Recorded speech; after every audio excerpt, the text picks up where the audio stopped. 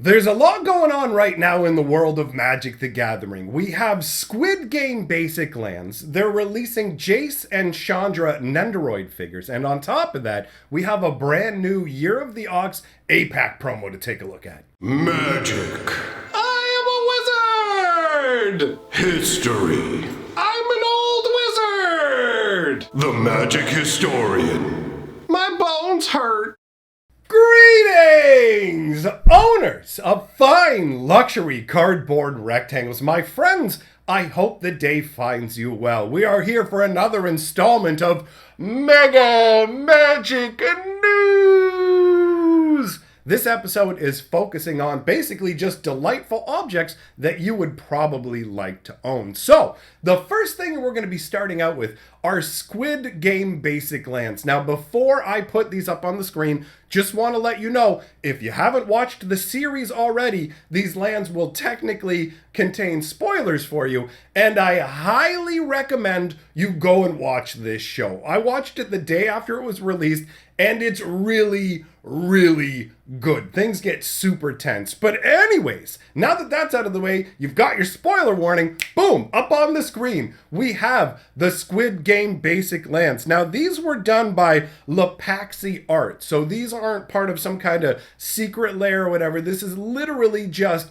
fan art creation alter basic lands. But for me, because I'm a huge fan of the Squid Game, when I saw it, I was like, dude, this is so cool. You can see they've got the 6 different games from the Squid Game put up there. And I'm going to reiterate right now, I'm about to dive into some spoiler action, so you may just want to check it out, tune out if you haven't already. So, starting in the upper left-hand corner, you can see the first game that they played, which was red light, green light. And that's the point in the show where things really start to get serious. Up until that point, nobody really involved in the Squid Game knows what's going on so much, it's like, all right. And then things become very real. And actually, the red light, green light game was what made me say, okay, I'm going to check this show out. It totally makes me think of Dead Man Wonderland. So the first one is red light, green light. Then you have the second game, which is based off of child cookies, I guess,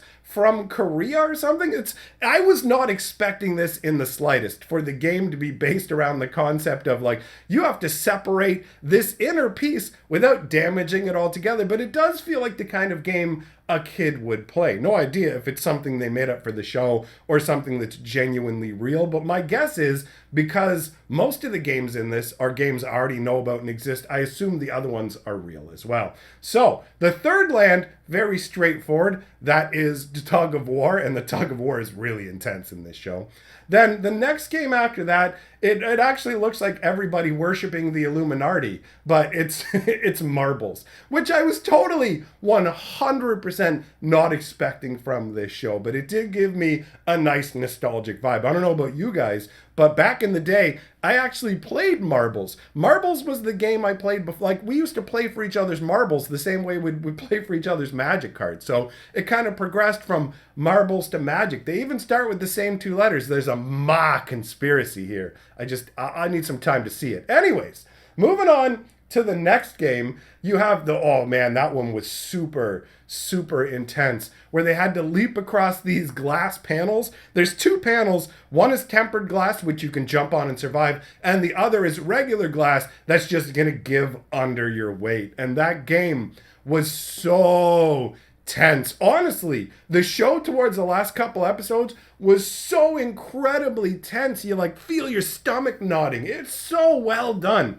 And then the final card is the actual Squid Game itself. So that was one I wasn't familiar with at all, but it seems like it's a genuine game as well. It seems like something kids would play, right? It's fairly straightforward. The hopping around on one leg aspect of it, it's got all the ridiculous hallmarks of a child's game. So either way, I found these to be really cool. You notice even in the text box, it's got the Squid Game symbols and everything like that. It looks really cool. Honestly, I dig these a lot. So I wanted to share them with you guys. Now, let us move on to the next item on our agenda, which are the Jace and Chandra Nendoroids. So let's take a look first of all at the little old Jace Oh, look at him. Isn't he a little cutie pie? You just want to pick him up and be like, oh, does baby want his bottle? Have some of Papa's milk. Wait a minute. That doesn't... Guys, don't take anything I say in these videos out of context. That was a statement from a loving father to his little baby Jace. There is nothing else going on here. But anyways, you can see they make him in this cutesy little style. I do like the fact that this is supposed to be Jace the Mind Sculptor. You know it because when you look at his hands, you can see the words that are flowing between them, you know? So that is a very iconic variation of Jace. And he does look all wizardly with his little markings on him. And as a nice little bonus, this version of Jace doesn't look nearly as emo as Jace normally looks, so not too shabby. Now, he's not the only Nintendo droid. No, that's not it. Nendoroid. Sorry, man. You have no idea how many times I have butchered saying this properly. I mean, obviously, they're not in the video. But I messed up time and time again just in the intro trying to say Nendoroids, all right? It honestly sounds like a Nintendo on steroids, or a Nintendo combined with the less fortunate kind of roids where you don't want to be sitting down. Either way, Nendoroids does not roll off the tongue. Now, let's take a look at the other one we have. This is Chandra, and she looks great. I love the little pose here with her little fisty flames and her hair blowing in the wind with her little Chandra goggles up there. She looks absolutely great. So, these are like the newest Nendoroids that are coming out, and as far as I understand, there will be more Magic the Gathering Nendoroids on the way too after this. But this is the first wave. So, now that we've covered that, let us talk about the Year of the Ox, my friends. If you're not familiar with it, Wizards of the Coast does these APAC promos, APAC standing for Asia Pacific. So I'm going to put up on the screen the Angrath promo. This is Angrath the Flame Chained. He's 1 black, 1 red, and 3 for a 4 loyalty planeswalker who has +1. Each opponent discards a card and loses 2 life. -1, gain control of target creature until end of turn. Untap it, it gains haste until end of turn. Sacrifice it at the beginning of the next end step if it has a mana value of 3 or less. And then the ultimate is -8.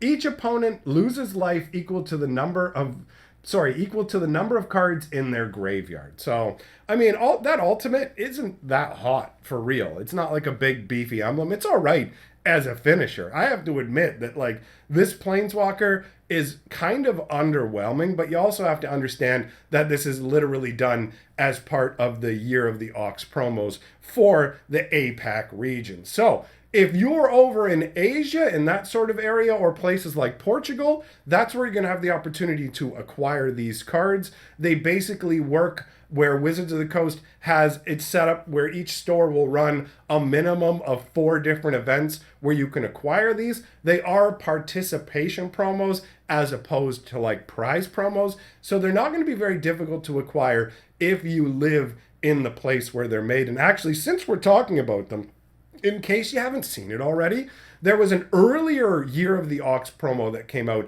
about Sethron the Hurloon General. So I'm going to pop that up on the screen now so you can appreciate the aesthetics of this. Because not only have they created the Hurloon General, Sethron, which he's only been in 1 set so far. This isn't a character that's been a part of Magic for a long time. It's definitely a newer character. Fits obviously into the Ox concept, but it comes with its own festive style token that matches up with the actual flavor of the original card as well, which is neat. And they come in these little envelopes here, man. I have to admit that the promos that Wizards of the Coast does for different regions of the world, they sometimes end up with me feeling like jealous over the fact that we don't get them here. And I want to point out something as well. These cards that we're talking about, the Angrath, the Sethron, these cards come out mostly in non-English variations. Very few English printings of these exist. And the best place, as far as I understand, to find them is actually in locations like Portugal, where they get more copies of these English variations. So bear that in mind if you're going to seek these out, that you may have a difficult time acquiring English ones. Personally, I feel like that's a shame because I would love to have these cards and toss them in my cube. I know I said Angrass Ultimate isn't that big for a Planeswalker Ultimate, but at the same time, he's still a pretty decent Planeswalker. So anyways, those are all the fun little objects that I wanted to talk about today. So let me know your thoughts in the comments below. Big thank you to all my patrons, and I will see you all, my friends, for the next video.